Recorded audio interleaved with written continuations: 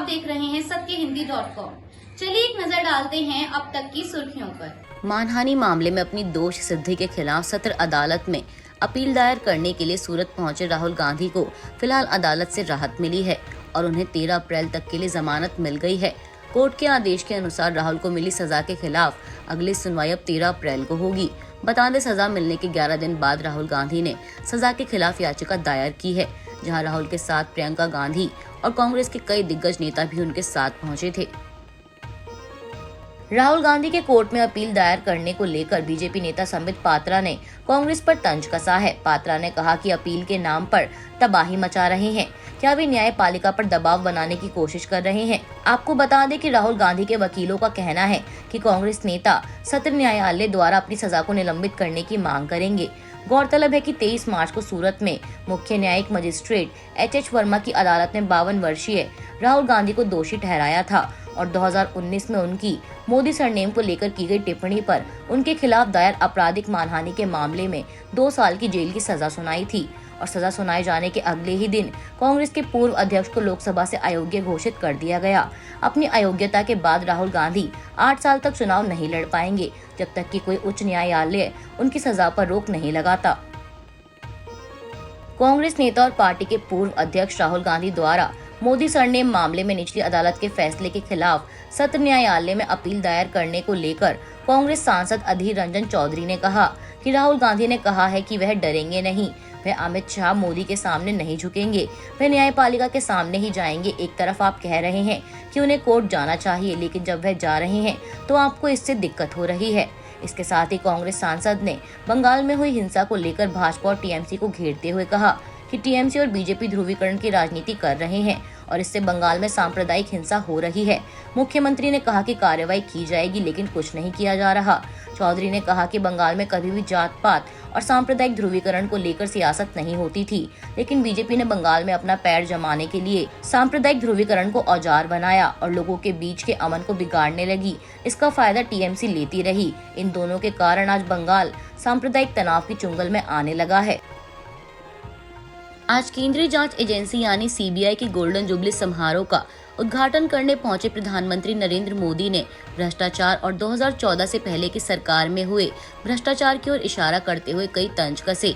समारोह को संबोधित करते हुए पीएम मोदी ने कहा कि नए दफ्तरों से देश को भ्रष्टाचार मुक्त करने में मजबूती प्रदान होगी। हमें भ्रष्टाचार विरासत में मिला है और इसीलिए आम लोगों का भरोसा जीतना बड़ी बात होगी। प्रधानमंत्री ने अपने भाषण में सीबीआई की सराहना करते हुए कहा कि विकसित भारत का निर्माण पेशेवर एवं कुशल संस्थानों के बिना संभव नहीं है, इसलिए सीबीआई पर एक बड़ी जिम्मेदारी है। यही वजह है कि आज जब भी कोई मामला नहीं सुलझता है तो उसे सीबीआई को सौंपने की मांग होती है। समारोह में पीएम मोदी ने सीबीआई के अधिकारियों को संबोधित करते हुए और उनका हौसला बढ़ाते हुए कहा कि मैं जानता हूं कि आप जिनके खिलाफ एक्शन ले रहे हैं वे बेहद ताकतवर लोग हैं। बरसों तक वे सरकार और सिस्टम का हिस्सा रहे हैं। आज भी वे कई जगह किसी राज्य में सत्ता का हिस्सा हैं, लेकिन आपको अपने काम पर फोकस रखना है। कोई भी भ्रष्टाचारी बचना नहीं चाहिए। 2014 के बाद हमने भ्रष्टाचार, काले धन के खिलाफ मिशन मोड में काम किया है। अब स्थिति बिल्कुल बदल चुकी है।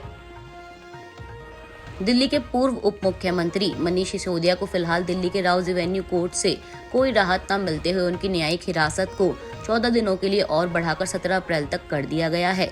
दिल्ली की आबकारी नीति में भ्रष्टाचार के आरोपी सिसोदिया को सीबीआई ने 26 फरवरी को हिरासत में लिया था, जिसके बाद से ही आप और बीजेपी के बीच तकरार जारी है।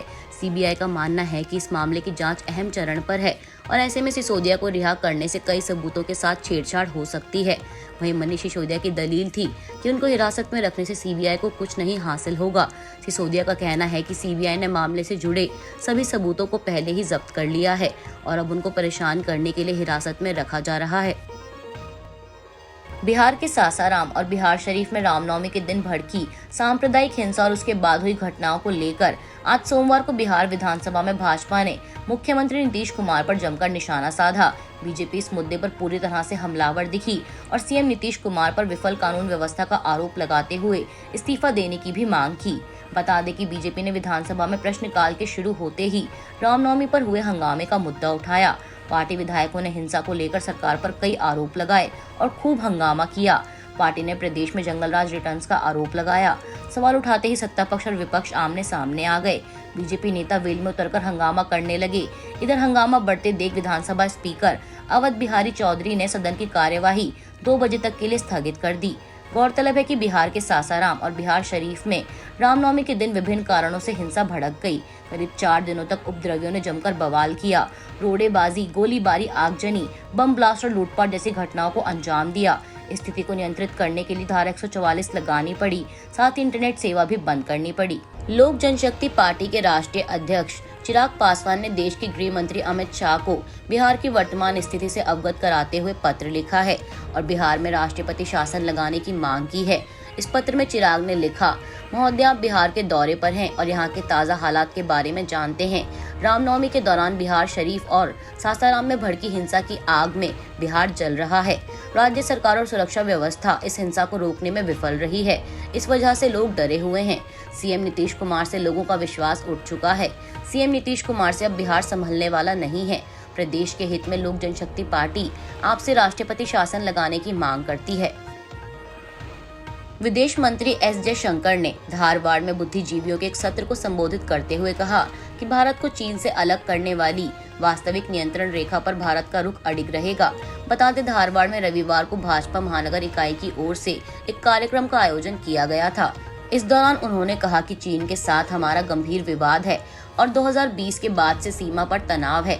साथ ही उन्होंने कहा कि चीन के साथ हमारे संबंध सामान्य नहीं है और अगर वास्तविक नियंत्रण रेखा पर बड़ी संख्या में सैन्य बल हो तो फिर यह सामान्य हो भी नहीं सकते हैं। वास्तविक नियंत्रण रेखा पर चीन की आक्रामकता को लेकर जयशंकर ने कहा कि 2020 में जब कोविड चल रहा था तब भी प्रधानमंत्री नरेंद्र मोदी को भारतीय सेना और भारतीय वायु सेना को बहुत बड़ी संख्या में बॉर्डर पर भेजने में कोई हिचकिचाहट नहीं थी, क्योंकि सीमाओं को सुनिश्चित करने के लिए वास्तविक नियंत्रण रेखा पर समझौतों का उल्लंघन करके सेना को लाने वाले पड़ोसी को आप जो एकमात्र जवाब दे सकते हैं वो सेना को विरोध में तैनात करना है।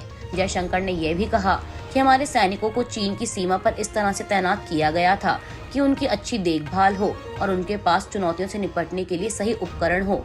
जब तक हमें कोई संतोषजनक समाधान नहीं मिल जाता, उस सीमा पर हमारा रुख नहीं बदलेगा। हमें जो कुछ भी बनाए रखना होगा हम उसे बनाए रखेंगे, क्योंकि यह प्रधानमंत्री का दृढ़ विश्वास है। 1988 के रोडरेज मामले में 10 महीने की सजा काटकर बाहर आए कांग्रेस नेता नवजोत सिंह सिद्धू सोमवार को दिवंगत गायक सिद्धू मूसेवाला के माता पिता से मिलने के लिए पंजाब के मानसा जिले में स्थित उनके घर पहुंचे।